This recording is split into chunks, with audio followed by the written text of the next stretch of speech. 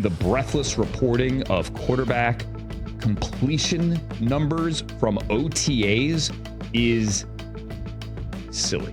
I'll put it that way. I'll clean it up. Is silly. However, there is an insatiable desire to know. Like, I want to know and you want to know and the fans want to know. So I get it. Like, we're feeding the beast, and without fans that want to know, none of us have jobs. So I get it. Like, we're doing the right thing. Totally get it. I just caution against the overanalysis of these numbers. That's fair. Like, I'll give you a perfect example. Let's transition to the Browns. For those who don't know, I do the games for the Browns on the radio here. I am not there this week for OTAs. They have an OTA today, and the Browns will be back on the practice field tomorrow.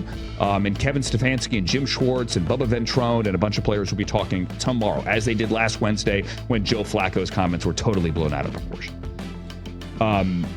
I was there for rookie minicamp. I saw both days of practice. I stood on the field and watched Dillon Gabriel and Shedeur Sanders throw the ball. They both had really good moments.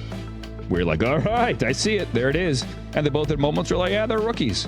Perfect example. Shedeur's very first snap, his very first day at rookie minicamp, he bobbled it coming away from center because, hey, you're under center. That's different for most college quarterbacks making the transition. And then with the rush getting to him because he was late getting away from the line, he backpedaled, and then kind of like lofted it like 15 yards down, like to the sideline. And if that were a game, you were like, oh my God, it would have been like a disaster pick. Like, sure. And you're like, oh my God. But that was the very first play. From that point on, he looked great. And then he was throwing touchdowns. He was throwing back shoulders to local kids who ended up getting signed on the spot because they were tryout players. So all of the above is true. Both he and Dillon Gabriel had good moments, and they had rookie moments. Also true, both of them have been exemplary in the building and on the podium. Both in the classroom, in the community, with their teammates, with all the staffers in the building. No one's saying a bad word. I've done sit-downs with both Dillon Gabriel and Shedeur.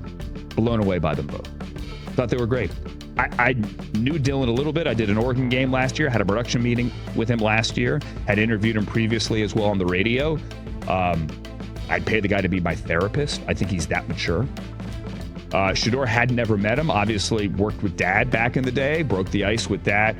Was very impressed by him. He's got $1 million smile, but there's some deep thoughts behind that smile. He's got a lot to say. He's introspective.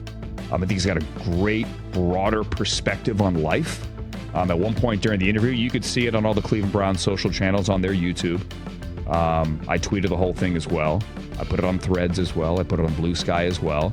I thought at one point it was really telling. He looked at the camera and kind of spoke to young athletes, kind of, took a left turn and, cautioned young athletes about the perils of social media. I was beyond impressed with my first interaction with the guy. Spent about 15 minutes with him. Very, very impressed. But back to your initial question. The reporting of what happens in OTAs breathlessly and somehow using that to determine on a show, which is what we're doing right now, understandably, somehow determining right now who's going to start week one is beyond foolish.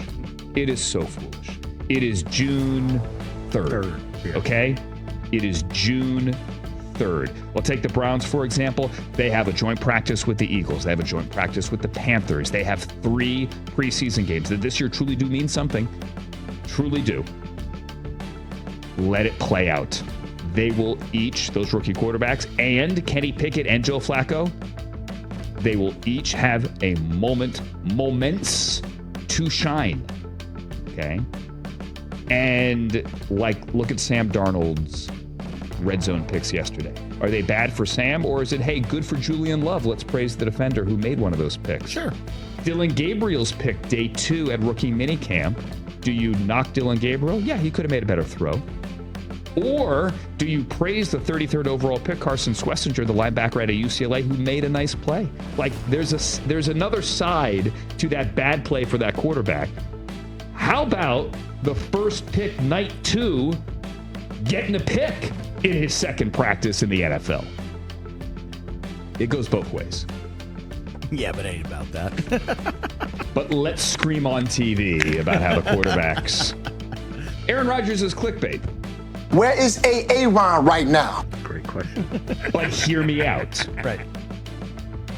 listen, it's made the rounds. It's been implied that he has some family stuff going on, right?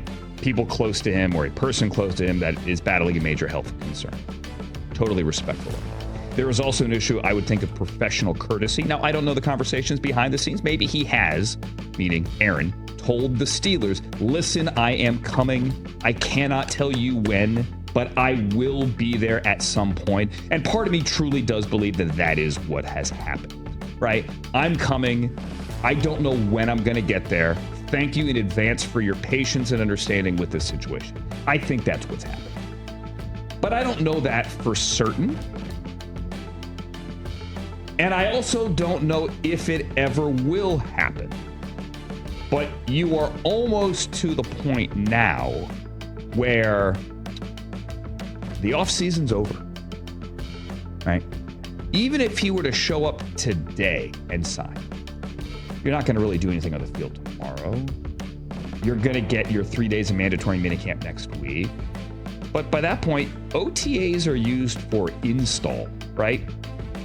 DK Metcalf, install. Roman Wilson, who missed all of last year as a rookie wide receiver out of Michigan, right? Install all the new stuff.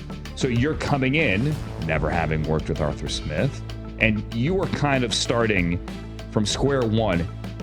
At training camp, there's the ramp-up period. There are no more two-a-days. They ease you into camp, right? It's gonna be an uphill climb. It ain't gonna be easy. And you have to ask, if not now, then when? And if not now, will it be ever?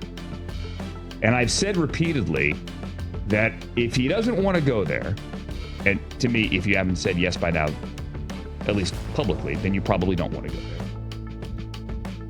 Then just tell them, let them be free, let them live their life, and I would go home and wait for the phone to ring. Just wait. It's going to ring eventually. Injuries, unfortunately and sadly, are inevitable in this business, and maybe you'll get a better offer. And then be content with the fact that if it doesn't happen, you're fine. Like be at peace with the fact that you're not going to play again, and that is okay. That is okay.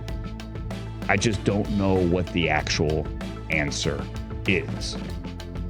And without him, that division looks a heck of a lot different. And the Steelers' place in the world looks a heck of a lot different. Would you have signed DK Metcalf if you didn't think you were getting Aaron Rodgers? I say signed, not only traded for, given up draft capital, gave up the second, and then you paid him all that money. Would you have done that if you didn't think you were getting Aaron Rodgers? That seems like a big fat no. The Steelers are not a cash-rich franchise. Steeler fans don't get angry. They can pay their bills. They're not poor, okay?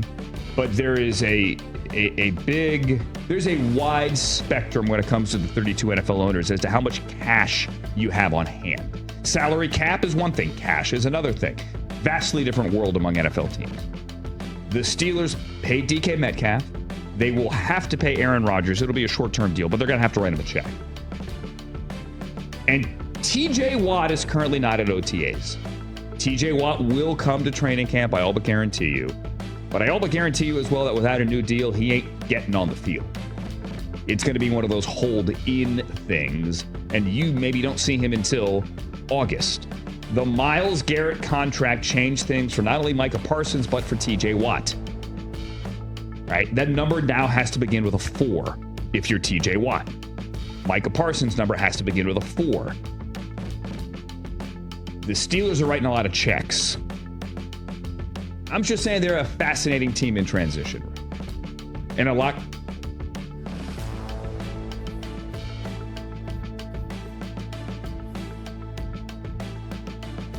Tiếp tục móc xuống.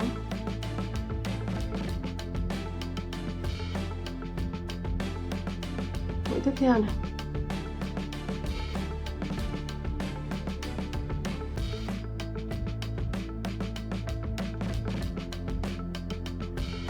Tiếp tục móc.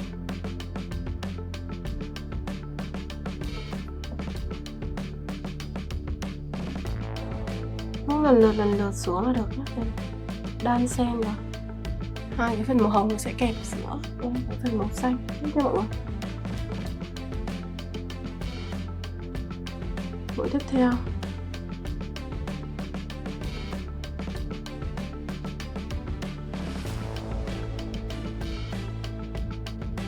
Tiếp tục móc nữa này.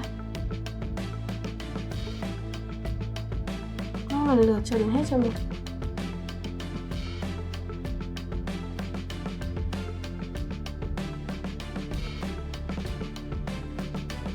Lại móc tiếp. Đổ thêm chút len nữa nha.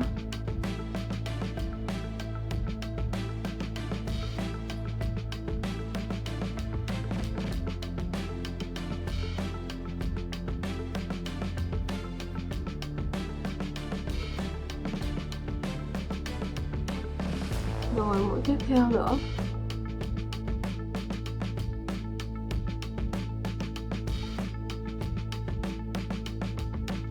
Tiếp tục móc này.